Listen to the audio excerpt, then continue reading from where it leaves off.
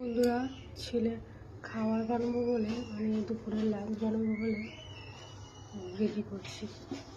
গ্যাসটা জ্বেলে দিয়েছি আর এর মধ্যে দিয়ে দেবো এখন একটুখানি ঘি, সামান্য পাঁচফোড়ন।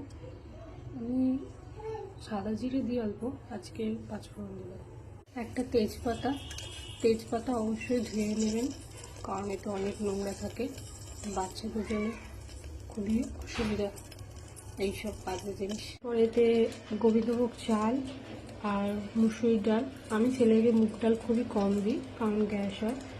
আর একটু পেঁপে আর আলু। আমি এই আলু খুবই কম খাওয়াই, লাল আলু দিই ওতে। আজকে লাল আলু নেই, খাইছে না এমনি আলু। আমাদের পছন্দ মতো সবজি অ্যাড করতে পারো। সামান্য লেগে করে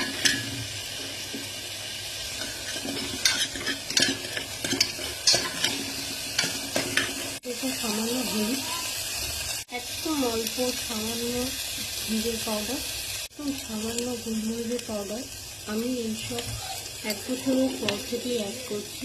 আমি 1 বছর অবধি কোনো জিরে, কোনো গোলমরিচ, কোনো নুন কিছু খাই না। 1 বছর না হলে নুনটা তোমরা স্কিপ করবে। পরিমাণ মতন জল অ্যাড করবে। আর হ্যাঁ, তার সাথে যখন কিছু খাবারে জল অ্যাড করবে 1 বছর অবধি অবশ্যই মেনটেন করে চলবেন যে ফোটানো জল খাবারে দেওয়া।